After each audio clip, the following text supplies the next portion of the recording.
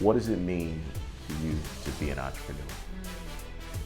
Freedom, creativity, being able to make a difference in a very real, tangible way. It gives meaning to life, for me.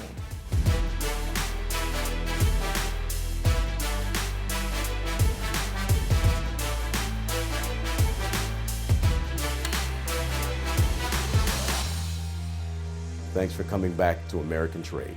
As mentioned in part one, cannabis is a growing industry, which means there are various business opportunities for entrepreneurs. Like all opportunities, it may or may not be a match for you, but having as much information as you can is key in knowing. Dr. Bridget Williams is here to share her journey in opening a medical cannabis clinic and the things she learned along the way. What does it mean to you to be an entrepreneur? Freedom, creativity, being able to make a difference in a very real, tangible way, and being true to myself, to be able to be able to have the ideas, to know my patients, to be able to fulfill what they're asking instead of just punching the time clock. It gives meaning to life, for me. Nice to meet you. So what is bringing you in today? I just been having really bad pains in my back and in my neck. Really, it's like keeping me up all night. Yeah. Yeah, and I just want to be able to get a good night. Yeah. Enough is enough, right? Yes, I hear yes, that. yes. Yeah. Very good. Dr. Bridget, have you faced any unique challenges as a Black woman opening cannabis-based clinics? Well, so no, I think anytime you're talking about going against the grain, you're going to have challenges. And so after being with the Cleveland Clinic for almost 20 years and being in traditional medicine, but really feeling like my patients were looking for something more, it was definitely a challenge in, number one, just being a businesswoman and having conversations with people to open up these clinics, but then again, dealing with the stigma myself and being, the Black community has gone back and forth when it's come to cannabis, right? So we have seen it from our culture as an opportunity to heal ourselves, but we've also been suffered from it because of the war on drugs and what we've seen it do to our communities. So there's definitely a judgment there that is sometimes very personal when you're talking about what cannabis is in our culture. So to be able to support some of our patients and saying, I'm here for you, and there's someone that looks like you that can help you during this time in your life can be beneficial, but it's also challenging to people that have demonized cannabis, and to see someone that looks like them that is supporting something that they have run far from or have been hurt by can be challenging. And I found the more that we communicate, the more that we educate, really kind of dispel the myths that people understand about it. I have patients that have used cannabis for the last 4 years and have never been high one day. The idea that everyone's just walking around kind of in a cloud is a myth. And we're really talking about real medicine. We're not talking about any sort of mystical voodoo approach to medicine. It's really looking at people's medical histories and their understanding and helping them in a new way, and that won't harm their bodies at the same time. This is our exam room, so medicine is medicine, and cannabinoid medicine isn't any different. And so though a lot of what we do is consultation, we also do physical exams and treat patients the way that they're asking to be treated. People tend to be really nervous about discussing cannabis. It's something that we've been told for how long to be quiet about and to hide from and to have shame about. And for many people, this is the first time they're sitting down and saying that they have used it, that they're interested in using it. And anytime you're talking about people's health, it's a vulnerable place. From an operational standpoint, to set up the clinics and so forth, were there any challenges in doing that, or was it fairly straightforward, or totally unique in what you had to do to get things set up? There's banking issues. To be able to sell CBD is really, it's a red flag. We've been dropped from numerous different banks and credit card processing and what have you because of what cannabis and CBD is in our communities, right? And so we've always had to really kind of stay one step ahead.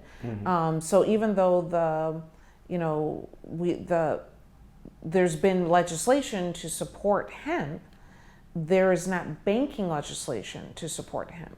So we can grow it, we can provide it as a medicinal product, but the banks are very slow because there's no federal support for it. The illegal aspect of it is this government decision that now the government has a patent on CBD. So what are we really talking about? This cannabis stuff, I was big into the weed stuff. Back then, they was trying to give me a license. Now look at it down today. Now it's legal. It's impressive that you were on the forefront of this change, and not just a change in general, but a change to help people with with a different form of medication. It probably is more natural, I would imagine, than a lot of things too. Yes. So that's quite amazing. And I don't always necessarily like to go to race or gender or what have you, but I just know in a business environment, it can be not necessarily fair to every group, whether it be gender or culture or race. So to see a young Black woman moving forward and being a big change to help people is pretty amazing. So, absolutely, I appreciate that. Thank you. Mm-hmm.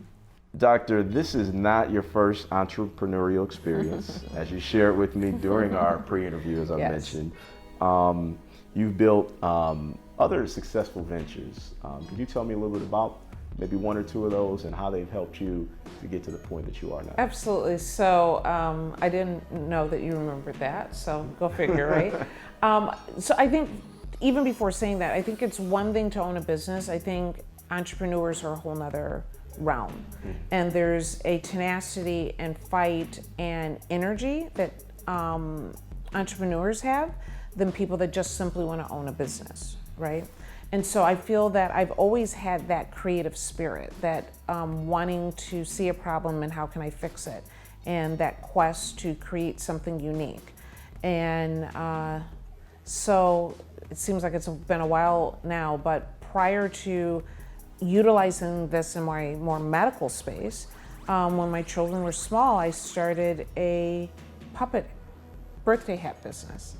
And it really just came out of being creative and making some things for my daughter's parties, making too many, said I'll sell them online, seeing a space for something that was very different than anything else that was out there, and really built up a very successful party hat and fascinators and all sorts of celebratory type items for people that wanted to take it a step further in their celebrations. And I did that for about 5 or 6 years, to the point where it really came down to I had manufacturers in Arizona and I had people supporting and helping me do it, and it came down to, was I leaving medicine for party hats? And that was a very difficult decision. So I did put it on hold. Clearly each thing is different, but the business side of it, I find in my own experience in talking with people that there is some overlap as far as the skills that one uses. Absolutely. You still always have to have the ability to pivot, I think is really what it comes down to. You have to have energy, creativity, and the ability that if something isn't working right, you don't stop and give up. You just pivot what you're doing and take it in a different direction. And as I was saying before, the difference between, I think, business owners and entrepreneurs is that when they kind of hit that wall, that's when they kind of pack up. Yeah. And, or they don't even can conceptualize the pivoting, the shifting, or they're so locked into one idea that they're not willing to make any changes. But entrepreneurs are constantly flipping and changing and looking and adjusting to the market, which is absolutely necessary, and then adjusting to what works and simply what doesn't work. and it's fun. It's a little addictive, I think. So, yeah. It is fun, and one of the things that you mentioned, that idea of pivoting and so forth, you think it's going to be one thing, and then as you get into something, maybe it takes you a different direction. Absolutely. Being open to doing that, I think, is a cool thing. As a doctor, I would imagine you work many hours in a day. How did you find the time to focus on some of your ventures early on? You know, you try to create more hours in the day, I think, is number one. Multitasking is absolutely a necessity. Let me back that up. That also taking time for downtime is an absolute necessity as well, because all that multitasking all the time is not healthy, right? But no, you wake up a little bit earlier, you go to bed a little bit later, you utilize time during your call, your drive. When something gives you energy, it's not hard to find time for it. Yeah.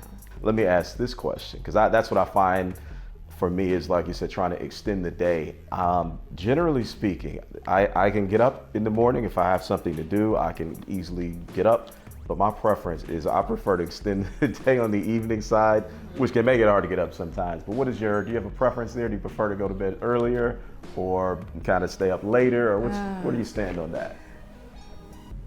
It depends on the day and my energy, right? But a lot of times I might go to bed, I might stay up a little bit later, but then take some weird in the middle of the night nap and then wake up early. It depends on also the urgency of the work, right? Yeah. Because when it needs to get done, you just keep going. Yeah.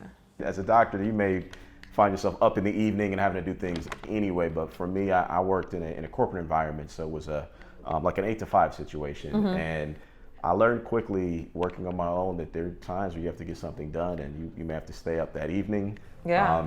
You may have to get up really early, or maybe not do some things that you thought you were going to do. And that's just the difference. Before it was 5 o'clock, you would leave, get in your car, and go home. Done. Right. Right.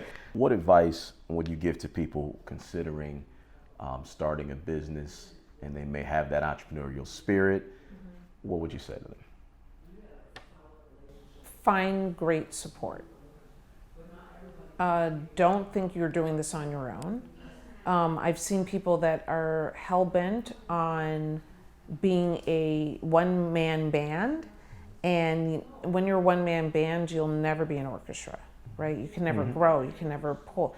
I probably should say an orchestra. Just go with that, right? That works. Gotta have somebody on strings. Right. Having the strings, right? But you have to be willing to reach out. You have to be willing to find the support, people that are experts in areas that you are not.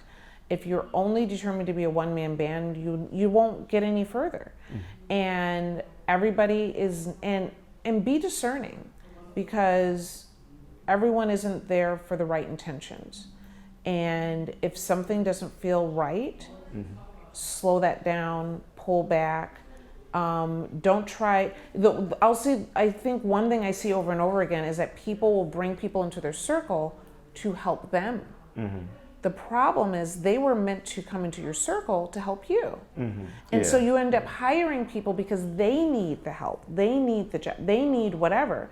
But then guess what? They come in with so many needs, they're not equipped to help you with what you actually brought them in to do. Right. So there's a time and place for all of that, and don't get me wrong, I support and love and build up people every day. But I've also learned that that you have an objective as well, and that has to be forefront if you want to grow. Yeah, and it's kind of a shared vision is what I feel. Like you said, people want to get something out of something, but you also want to be able to contribute and have that unity of they see your vision and understand it and want to help you get there. That's golden. When you have people that can get the vision and can provide the assistance and are on the same page with you, they're golden. My name is Dr. Bridget Williams. I'm the owner of Green Harvest Health, and I am American Trade. If you like this, please make sure to like and subscribe. And please don't forget to share with at least 6 people.